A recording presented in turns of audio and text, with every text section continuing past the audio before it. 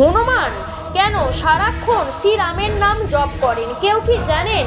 না জানলে এই ভিডিওটি আপনাদের জন্য, চলুন জেনে নিই। হনুমান জন্ম থেকেই ছিলেন অপরিমেয় শক্তির অধিকারী, কিন্তু তার শক্তির কোনো অহংকার ছিল না। তিনি খুঁজেছিলেন এমন এক প্রভু যার শক্তি অর্থ পায়। প্রথম শ্রীরামের দর্শনেই হনুমান বুঝে গেলেন এই মানুষ নন, এ ধর্মের অবতার।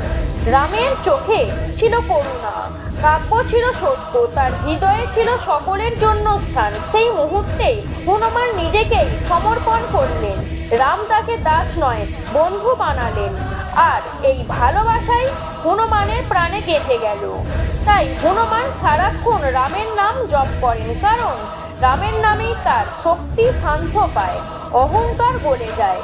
রাম নামেই তার শ্বাস, তার সাহস, তার মুখ। হনুমান শেখান ভক্তি মানে শান্ত নয়, ভক্তি মানে সম্পূর্ণ সমর্পণ।